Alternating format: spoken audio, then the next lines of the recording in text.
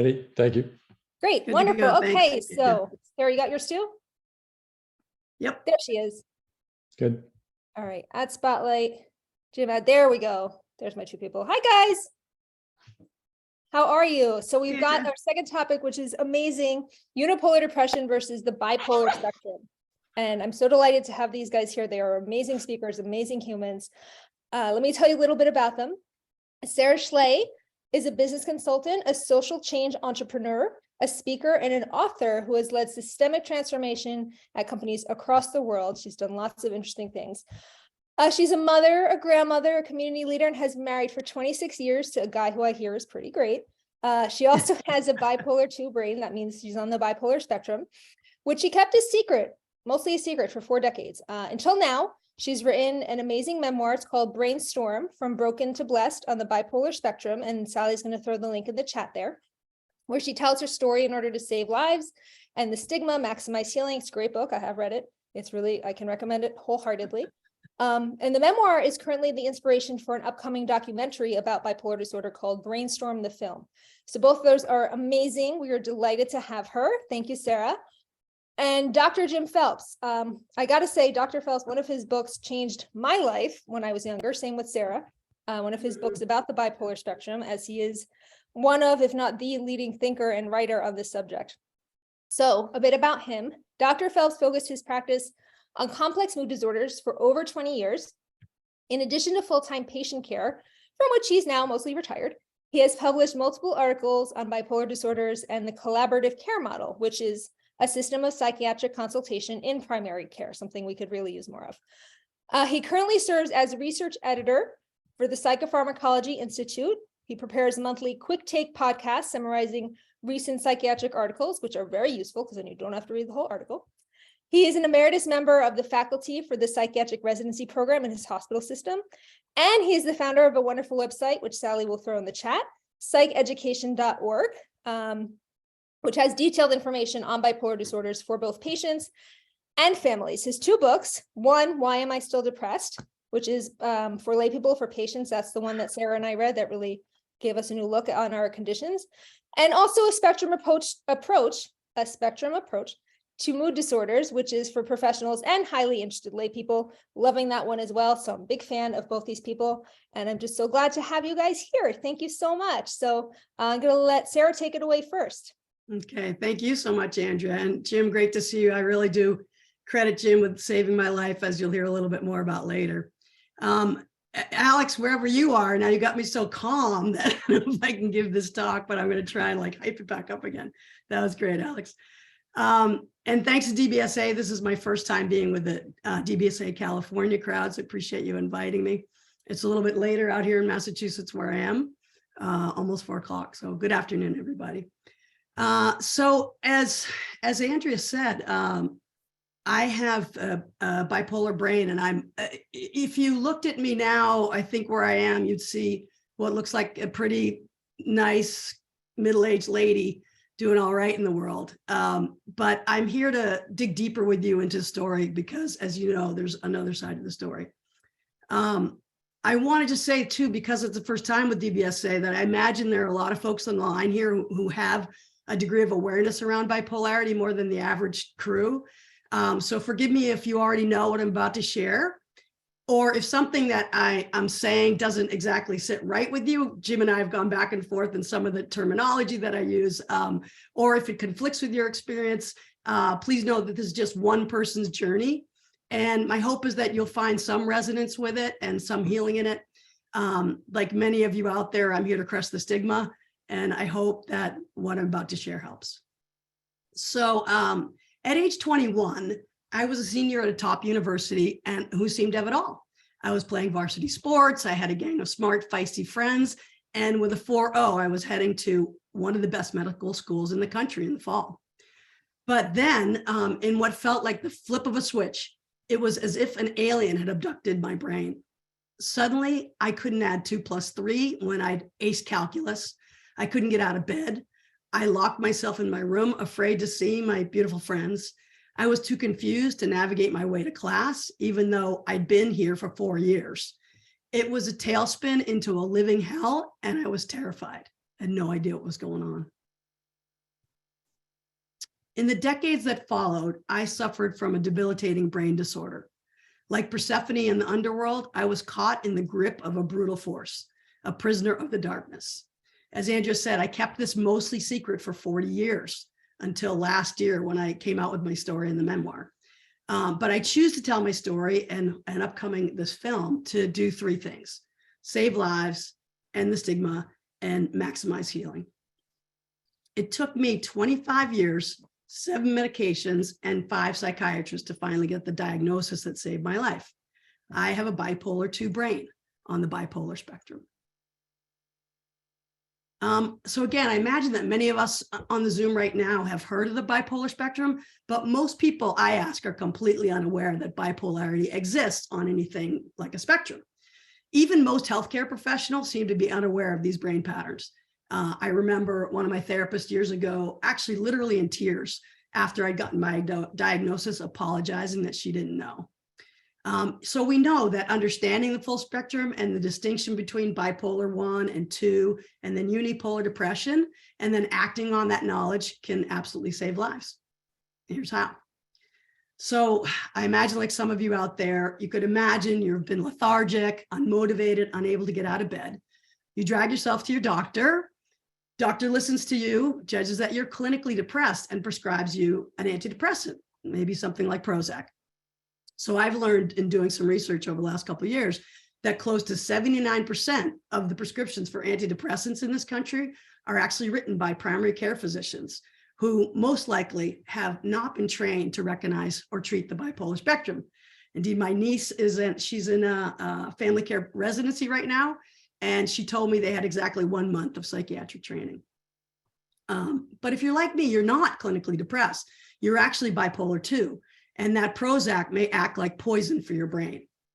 And since the suicide risk for people with any kind of bipolar is twice as high as for those with major depression, getting the diagnosis right is literally a matter of life and death. Now, I learned that it takes, on average, 11 years to diagnose a bipolar 2, 11 years. And that's just way too long, because in the meantime, we know that undiagnosed bipolar folks who are our family and friends and ourselves are among the addicted, the incarcerated, the homeless, careers destroyed, marriages ruined, and in the case of suicide, families left with a devastating gaping wound that may never be fully healed. But we know it doesn't have to end this way. So why is there so much misdiagnosis? So when you hear the word bipolar, what comes to mind? Again, this is a more educated group, but most people I've asked will describe something like this: wild highs, all night sprees, extreme mood swings.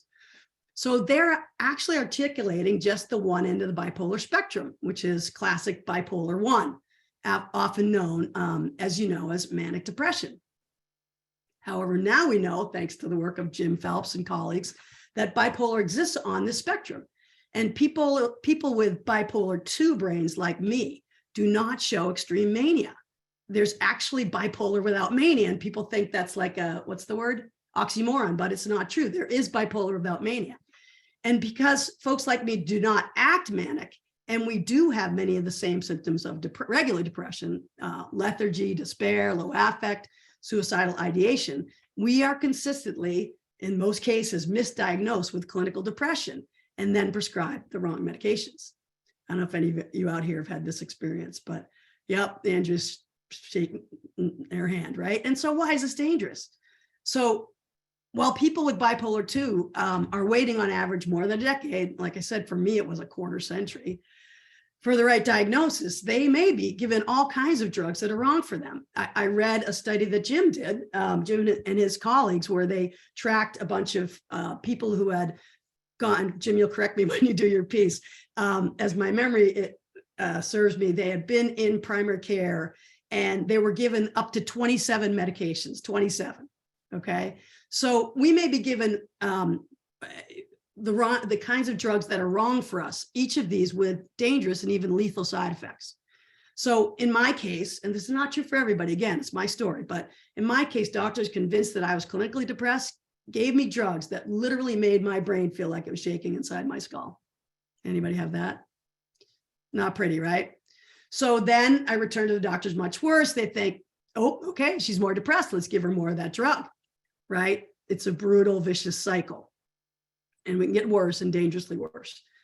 But now we know that bipolar 2 is not clinical depression. It is a form of bipolar, which can respond beautifully to bipolar specific medications like lithium and lamictal, lamotrigine, and others. I imagine Dr. Phelps will talk more about that in a minute. I'm not the pharmacologist, but I can tell you that they work for me and I love my drugs. And I sort of say that, half in jest because it took me so long to be willing to accept medication. So getting these diagnoses right is vital because, like we're saying, the wrong diagnosis and the wrong medication can make broken brains even worse, while the right diagnosis and medications can save lives, right? So here we go. Everybody take a drink of water. That's part of self-care. Yeah. Okay, let's have another. So many of you may be familiar with this, but I try to describe to people what I mean by a broken brain and my experience of that, because I think when many people who are not familiar with their own mood challenges hear or see someone who looks depressed, they think about emotion. Oh, they're sad. Let's fix their sadness. And while that may be relevant, it's not how it is for me and millions of others. Because when my bipolar switch flips, my brain just stops working. I think it's a physical thing that then impacts the emotional and everything else. But here are a few examples of the impact on me, and I know there are many more. So simple, everyday conceptual tasks I've taken for granted are nearly impossible. One day, it took me literally 3 full hours to unpack 2 bags of groceries. People don't get that, right? Why? I get lost between putting away the tomatoes and shelving the cereal. I'm in constant confusion. I can't sequence actions. I forget multiplication. This makes me miserable because I had 800s on my math SATs. Shopping malls and supermarkets become impossible. There are just too many choices. How long can I stand in an aisle trying to choose between peanut butters? The large or the small, the organic or the non-organic, the cheap or the higher priced. And just nodding her head, making me feel right. You're right with me, girl. These decisions are paralyzing. And then the inability to make decisions in the peanut butter aisle floods me with anxiety and shame. Getting dressed in the morning poses a similar challenge. What goes with what? How do I choose colors? If it's cold enough outside to need socks, and where I live, that's half the year, and there are none in my drawer, I simply can't go out. I stopped doing laundry because it's too overwhelming to go through the sequencing of folding, sorting, and putting away clothes. So in the office, in the bedroom, in the kitchen, things pile up. And it's not that I don't want to do dishes. I simply cannot do them. It's kind of crazy. To this moment, I actually enjoy doing dishes because now I can do them.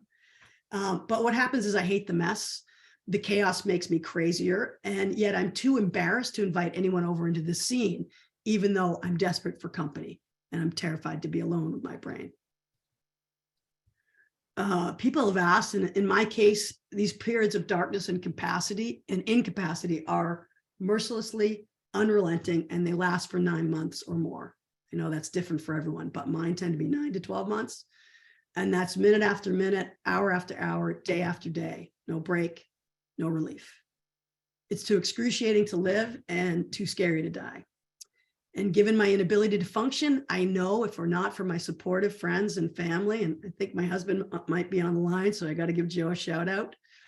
If it wasn't for these folks, I know I could be easily on the street or worse. So I share these descriptions not to depress you further, but for this. If you're suffering with a broken brain, I want you to know you're not alone. I want you to know that someone else knows what it's like to live in day in and day out with a brain like yours. And there's help and there's hope. That's why I wrote the book. I wanted to have a first person narrative where you could read it and go, oh, okay, she gets me. The doctor who finally diagnosed me correctly was dedicated to understanding the complexity of bipolar. And he used one of Dr. Phelps's books, which included a simple 11 question, I think it's 11, Jim, you can correct me, bipolar spectrum diagnostic test. So he asked me, did your first incident occur before age 25? And the answer is yes, it was 21. And do you have a family history of mood swings? Well, yep, my grandfather and my mother both suffered terribly. My mom called it the cruelest disease, and we watched her suffering. And he continued, when you were put on an antidepressant, did it maybe seem to work and then stop or make you worse? And I'm thinking, yes, absolutely. My friends and family told me that I got more irritable, more agitated, more of a triggered temper that I don't usually have. So with that and a few more incisive questions, it took Dr. Perlman, with his white hair, he's been at this for 40 years, took him 15 minutes to correctly diagnose what had eluded the medical world for a quarter century. I am bipolar 2 on the bipolar spectrum.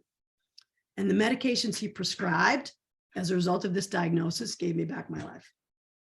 So some of you out there may understand, appreciate this, but I often find it hard to fully express the magnitude of this transformation, from the utter devastation and suicidal longings of that broken brain to the absolute miracle and awesome blessing of a brain that works, of me being able to speak with you now.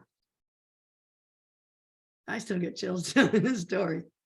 You know, it's been a long time, but thank you, Dr. Phelps. So I don't know why the brain breakdown happens. Not even the experts that we've been talking to, the film seem to know. As I wrote in my memoir, Brainstorm, from Broken to Blessed on the Bipolar Spectrum, and I have to say I'm very proud of it, so I got to show you. I like the cover. I wrote, the brain is as vast as the universe and equally uncharted. In years to come, I imagine we'll see how rudimentary our understanding was in this early 21st century. But meantime, we have a lot of work to do. So most people want to help. And I have to say, well, after I wrote this and people started coming back to me going, oh my God, I didn't know, I'm so sorry. How could I have missed this? And feeling guilty. And then people's like deer in the headlights, like, what should I do? I don't know how to help people. And, you know, my mother, my brother, my sister, whatever. So I say, like, if you've never experienced a broken brain, like the one I described, but know people are suffering, and in most cases you do, according to NAMI right now, National Alliance on Mental Illness, 1 in 5 people in this country are living with some kind of mental health condition. That's over 60 million Americans. So I want you to know that as frustrating this may be, you cannot pull this person up by their bootstraps, cheer them on with your joie de vivre, or shame them to just do something already. And I've had these reactions. My mother suffered from this when I was younger, and I didn't have the compassion to have known. I would just be like, Mom, just get up and do something. So I understand the reactions are human, but they don't help. So here's what can help. And I call it your Emergency Mental Health Team Toolkit, EMT. I imagine many of you may be using approaches like this, but I think they're worth reviewing. So I call them 4 things. And this is what I've shared with people who've said, what do I do? So I say, 1, reach in. Don't expect them to reach out. They won't. There's too much shame, right? I think one of the earlier speakers mentioned that. So you make the phone calls, you knock on the door. Second thing is listen without judgment. Don't try to fix it, because you can't. Simply accompanying this person with your love and presence is healing. They're feeling isolated and in despair. You're showing up is a lifeline. And then the third thing is just do it. Okay, so this is for those of you who want to do something. Here's what you can do. You make the appointments, you drive them to doctors, you pick up the kids, you put away the groceries, you fill the freezer, you choose the peanut butters. Simple tasks like these are Herculean for your friend. You do them. And finally, I mean, you know, I think it's like, my husband just went through cancer. He's doing great, thank God. People would deliver meals. They don't deliver meals to folks who have a broken brain because we can't see it, right? So I'm saying deliver the meals, fill the freezer, choose the peanut butters. The last thing of the 4 is create a posse. So this is a support team for you. It's too much for any one person to handle. You're going to need backup so you don't burn out. But here's the good news. We know that the community of compassion and action that you build as a result will be beautiful and will serve you all. Somewhere down the line, you're going to need help, and those folks are there from you. So when you reach in instead of running away and you show up with your love and kindness, you are going to be a huge shame eraser, shame lifter. We talk about ending the stigma, ending the shame.